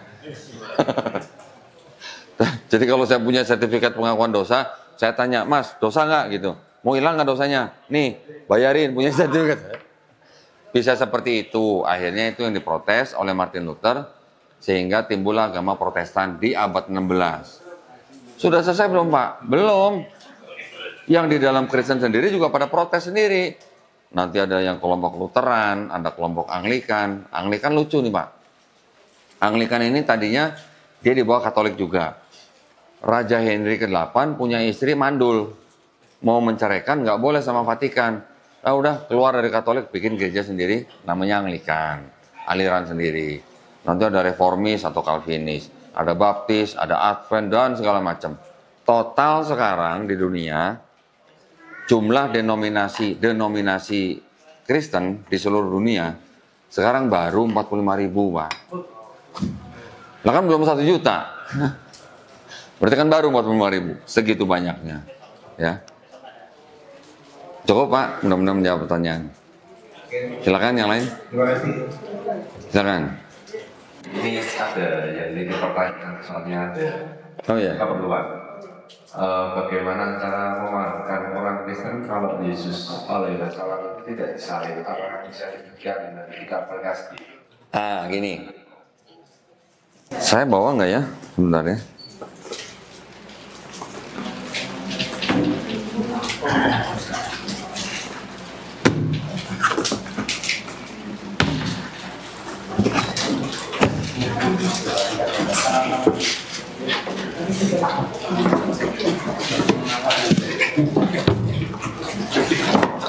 Ini ada kumpulan apa namanya, gospel juga nih, ya. Kumpulan gospel ini diketemukan di desa Nag Hammadi di Mesir, ya. Kira-kira tahun 1945 oleh seorang penggembala kambing. Kemudian setelah ditemukan melalui pasar gelap, akhirnya sampai ke universitas atau perguruan tinggi. Di dalam kitab-kitab ini itu ada sebuah kitab yang namanya The Second Treatise of the Great Set atau Discourse. Di sini disebutkan bahwa Yesus melihat peristiwa penyaliban itu sambil tertawa. Yang disalib bukan Yesus tapi Simon orang Kirene. Di sini tulisnya. Makanya kalau di dalam Bible-nya orang Kristen yang empat gospel itu, di 4 gospel itu diceritakan, yang 3 ini menceritakan bahwa yang membawa kayu salib dari Yerusalem ke Bukit Golgota itu awalnya Yesus, kemudian digantikan oleh Simon orang Kirene. Ya. Tetapi yang di Yohanes nggak pernah sebut-sebut orang Kirene, nggak pernah sebut-sebut Simon. Kenapa? Karena yang gospel Yohanes disinyalir dia untuk membantah kelompok ini. Gitu. Ya, saya buka ini sebentar nih.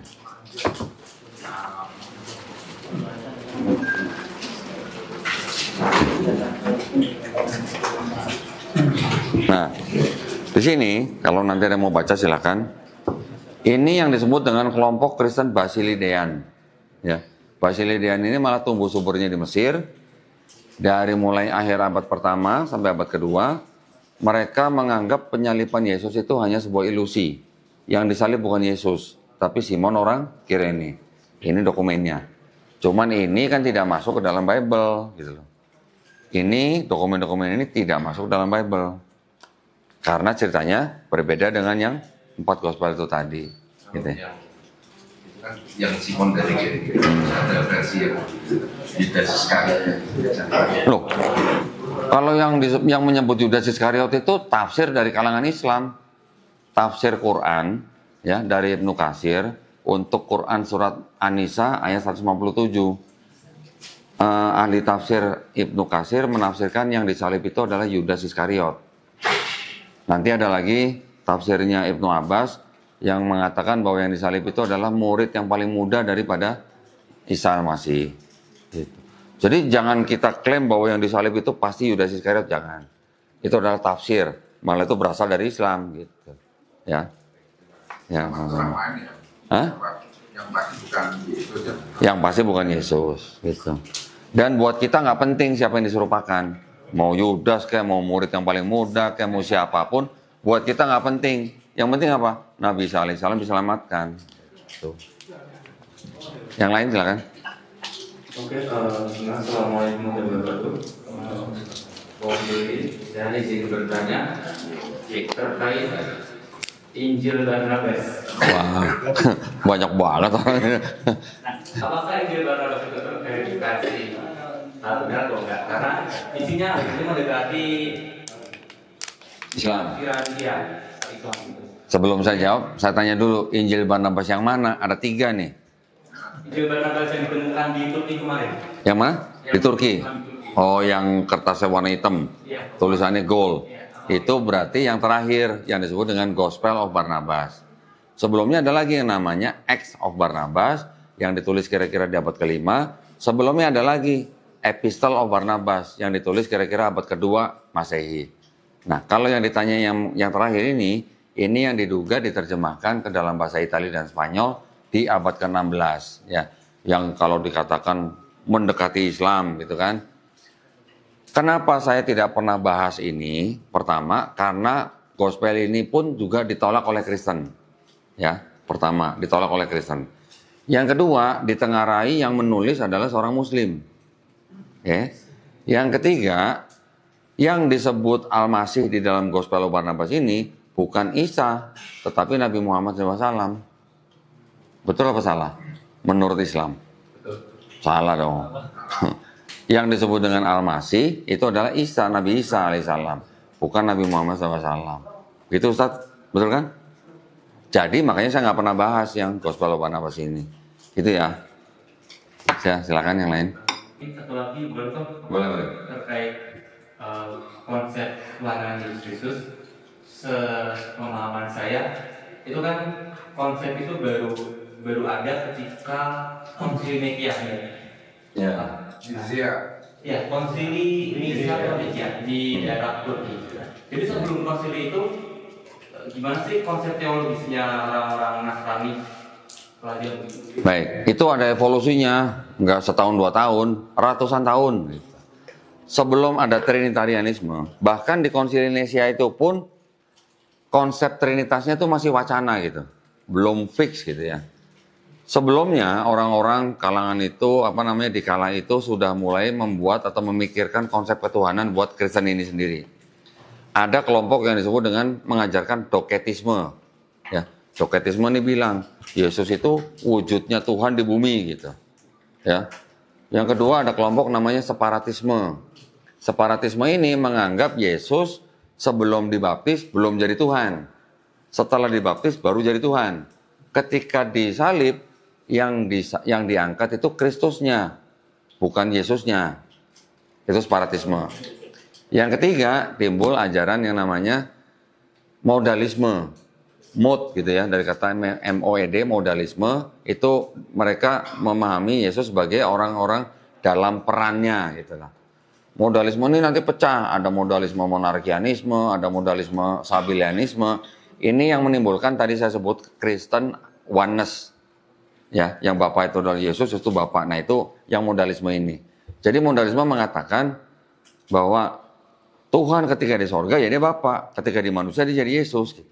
Ketika dia memberkati atau bagaimana ya itu Roh Kudus. Jadi seolah-olah seperti saya kalau di rumah itu sebagai suami atau bapak dari anak-anak saya, di kantor saya sebagai direktur, di RT saya sebagai bendahara misalnya gitu. Kurang lebih begitulah ya dengan peran itu tadi. Baru yang terakhir yang Trinitarianisme. Yang Trinitarianisme kan kita sudah tahu Bapa Tuhan, Yesus Tuhan, Roh Kudus Tuhan, tapi bukan 3 Tuhan tapi 1 Tuhan gitu. Nah, kemudian Konsili Nikea itu sudah menetapkan Trinitas belum? Belum. Tetapi itu baru penyempurnaan. Di abad kedua ada seorang bapak gereja yang bernama Tertullianus, yang mana dia sudah mencetuskan ide Trinitas. Tertullianus ini seorang pengacara. Jadi dia bilang, seorang warga negara itu nggak bisa urusan langsung sama hakim, harus lewat pengacara dong. Gitu. Ya, jadi seolah-olah dia bilang itu ada kayak semacam hierarki gitulah. Tertullianus menganggap Yesus tidak setara dengan Bapa. Sama dengan Paulus. Paulus walaupun begitu, dia juga menganggap Yesus tidak setara dengan Bapa. Gitu. Oke. Pandangan Tertullianus ini yang dikoreksi oleh Bapak Gereja di abad keempat di Konsili Nicea itu juga, yang dianggap bahwa Yesus itu setara dengan Bapa. Gitu. Ya. Sudah selesai belum konsilinya? Belum, masih panjang ini. Pertama, Konsili Nicea 325 Masehi, Yesus sehakikat sama Bapa. Kedua, Konsili Konstantinopel, Roh Kudus sehakikat sama Bapa. Nah, berarti Roh Kudus juga Tuhan. Di Konsili Konstantinopel inilah konsep Trinitasnya selesai gitulah ya. Sudah selesai belum? Belum. Nanti ada lagi Konsili Efesus 431, menetapkan Maria sebagai Theotokos, bunda pengantar Tuhan ke bumi. Lanjut lagi, Konsili Kalsedon 451, Yesus disebut sepenuhnya manusia, sepenuhnya Tuhan. Lanjut lagi, Konsili Konstantinopel kedua tahun 553 Masehi. Bagaimana memisahkan sifat ganda Yesus tanpa meninggalkan Kristusnya? Lanjut lagi, Konsili Konstantinopel ketiga tahun 681 Masehi. Yesus itu punya satu kehendak apa dua kehendak?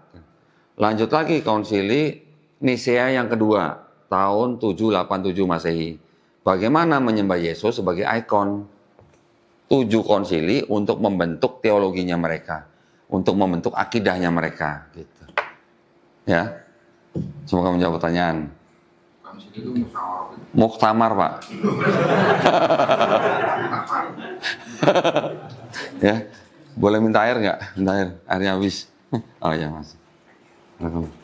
Silakan yang lain. Baik, mungkin ada yang lain Pak? 3 pertanyaan. Saya Pak, untuk kan tadi konsili pertama itu kan tahun 325 menghasilkan Yesus di atas jadi Tuhan. Berarti sebelum itu nggak ada Tuhan. Kekosongan Tuhan. Gini Pak, kalau orang-orang Yahudi, mereka kan sama dengan Islam, artinya mereka menganggap Tuhan ya selalu ada. Ya, cuman kan begitu timbul kelompok Kristen ini, yang bisa dikatakan pencipta orang Kristen ya orang Yahudi juga. Jadi Kristen ini sebenarnya sempalannya orang Yahudi, Pak. Sempalan Yahudi. Karena ya Paulus juga orang Yahudi. Dia berasal dari kelompok Farisi. Jadi orang Yahudi itu pada waktu itu punya 4 kelompok, Pak. Yang pertama Saduki, urusannya sama pemerintah penjajah lah, ya, sama Romawi. Yang kedua kelompok Farisi, urusannya mengurusi Taurat gitu, aturan-aturan hidup segala macam syariat gitu. Yang ketiga kelompok Eseni. Eseni ini seperti yang disebut dengan kelompok spiritual, Pak. Nggak suka rame-rame, mereka sukanya menyendiri gitu lah, di gua-gua gitu. Makanya ini juga, pernah dengar Gulungan Laut Mati, Dead Sea Scroll, itu diduga yang nulis kelompok Eseni ini, gitu. Oke, di abad kedua sebelum Masehi. Yang terakhir ada kelompok Zelot, Pak.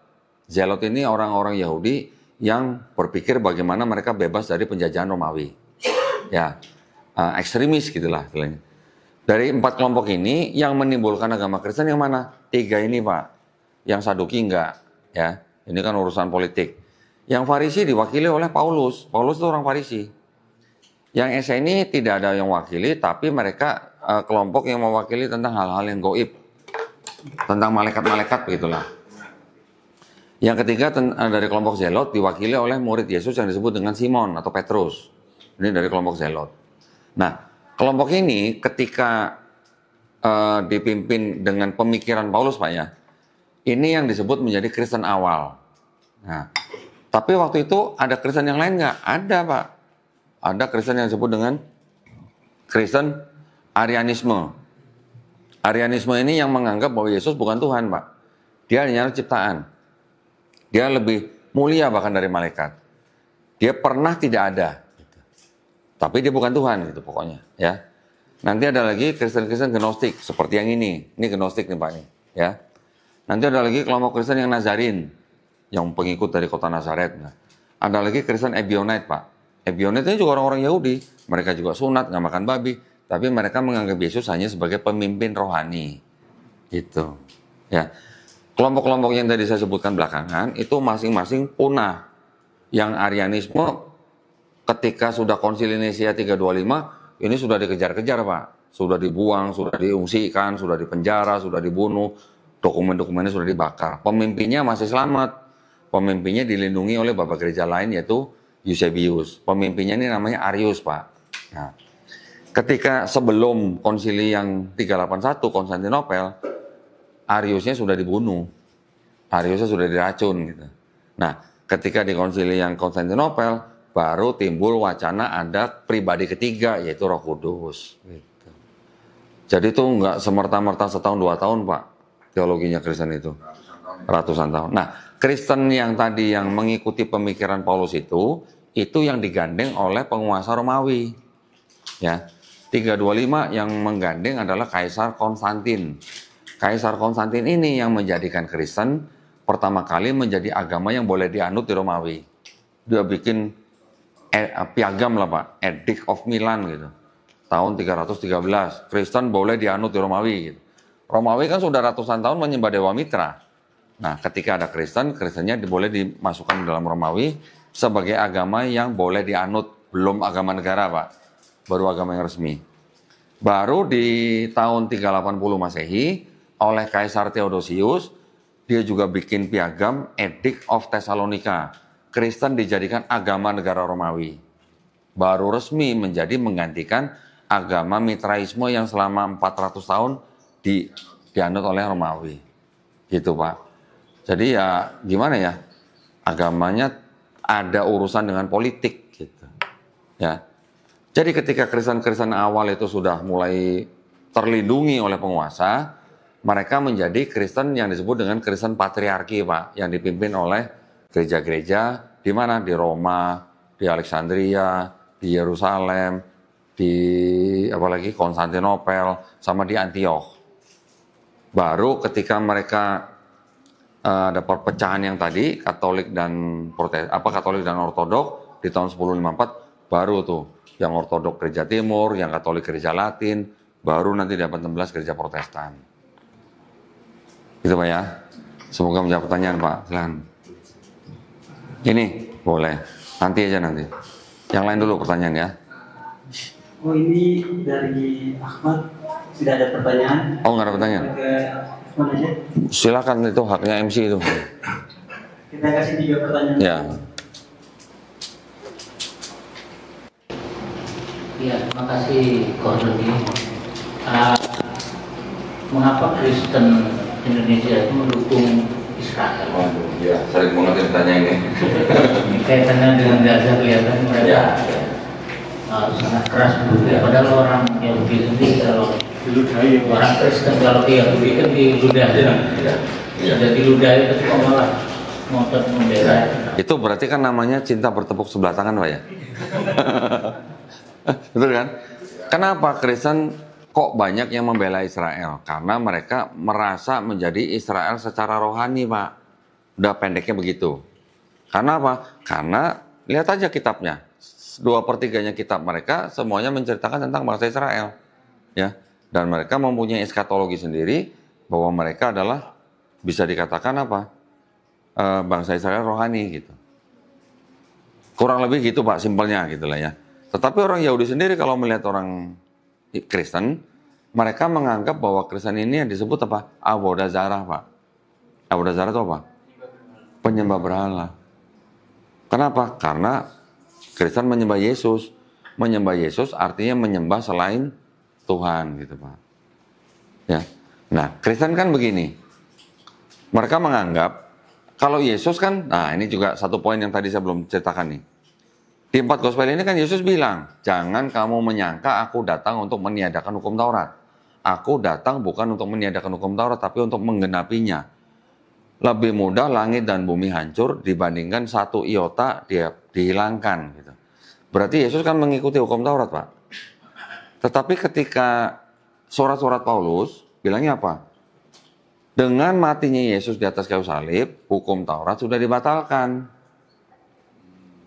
Gitu. Jadi karena hukum Taurat sudah dibatalkan, makanya Kristen nggak perlu sunat fisik, Pak. Sunat hati aja gitu. Yang membatalkan? Paulus yang bilang bahwa dengan matinya Yesus di atas kayu salib, hukum Taurat itu sudah dibatalkan. Jadi Paulus itu seperti gini loh, Pak. Takut sunat yang pasti Paulus. Hah? Paulus takut sunat kan? Enggak, Paulus juga sunat, Pak. Paulus sunat. Gini, karena Paulus mempunyai audiens yang berbeda. Nah, jadi Yahudi dengan Tauratnya, Paulus mengangkat dirinya sendiri sebagai rasul, Pak. Gitu. Ya, tapi ini rasulnya ini beda dengan rasul di Islam, Pak ya. Kalau rasul di Islam kan nabi yang menerima risalah. Kalau di dalam Bible, Paulus menyebut dirinya sebagai rasul itu menganggap dirinya sebagai pengikut Kristus. Jadi kalau Kristusnya ngajarin Islam, Paulusnya bukan mengajarkan ajaran Yesus, tapi memberitakan tentang Yesus gitu loh. Paulus bilang kepada orang-orang Yahudi, kamu tetap harus hidup di bawah hukum Taurat, ya. Semua hukum Taurat harus diikutin gitu, termasuk makanan yang diharamkan gitu. Tapi Paulus bilang kepada orang yang non Yahudi, disebut dengan Goyim, kamu nggak perlu hidup lagi di bawah hukum Taurat, karena hukum Taurat sudah dibatalkan dengan matinya Yesus di atas kayu salib. Maka itu kamu nggak perlu sunat gitu. Kalau kamu sunat, matinya Yesus malah nggak ada gunanya. Gitu. Sampai mengatakan begitu, Pak. Tapi perpuluhan jalan terus, Pak. Perpuluhan. Ya, gitu, Pak ya. Berarti kok mereka itu tersesat gara-gara Paulus ya? Bisa dikatakan begitu, tapi sebenarnya ini pendapat pribadi saya ya. Jangan terlalu diikutin kalau memang nggak setuju. Pendapat pribadi saya, Paulus itu mengajarkan sesuatu yang berbeda dengan Yesus kan untuk audiens yang bukan Yahudi, ya kan? Tetapi dalam hal ini, kalau kita teliti dengan gaya bahasanya Paulus, kalau kita teliti dengan manuskrip atau versi-versi yang lain, sebenarnya Paulus tidak sampai menuhankan Yesus. Menurut saya, ya, karena dia tidak menganggap Yesus setara dengan Bapa. Dia mengajarkan begini, kepala dari seorang wanita atau istri itu suaminya atau laki-laki. Kepala dari laki-laki adalah Yesus. Kepala dari Yesus adalah Bapa. Jadi kan berarti ada hierarki, ya, ada jenjang gitu. Makanya menurut saya Paulus tidak menganggap Yesus setara dengan Bapa. Gitu. Jadi keputusan Konsili Nisia itu sebenarnya tidak sama dengan keputusan atau ajaran Paulus. Cuman Paulus memang mengajarkan sesuatu yang baru gitu, dosa waris itu. Dan dia mengajarkan hukum Taurat sudah dibatalkan untuk orang-orang non-Yahudi. Tetapi Paulus sebagai orang Yahudi, dia malah bilang seorang perempuan berdoa, masuk gereja, nggak pakai kerudung, mendingan dibotakin gitu. Berarti masih buat tradisi kan? Gitu. Ya. Jadi Kristen memang pengikut Paulus, bukan pengikut Yesus. Mungkin saya tambahin, Kristen itu bukan pengikut Kristus, tapi pengikut Paulus plus gereja gitu lah. Ajaran Paulus ini juga dimodifikasi sama Paulus. Karena dalam satu Bible kan Kristennya bisa beda-beda. Trinitarian, Unitarian, Oneness. Ya kan? Kitabnya juga beda-beda. 66 kitab, ada yang 73 kitab, 78, 81. Jadi konsep ketuhanannya juga di antara Kristen sendiri itu belum kelar kalau bahasa Betawinya. Konsep kitabnya juga belum kelar gitu. Belum selesai, belum seragam gitu. Ya. Perlu satu konsili lagi ya? Mungkin, Pak, saya pernah berdiskusi dengan seorang pendeta. Saya tanya, Pak, sampai kapan itu Kristen berbeda-beda kitabnya sama alirannya? Sampai kiamat katanya, Pak. Itu yang jawab pendeta loh, itu loh, bukan saya loh. Ya. Subhanaka Allahumma wa bihamdika asyhadu an la ilaha illa anta astaghfiruka wa atubu ilaik.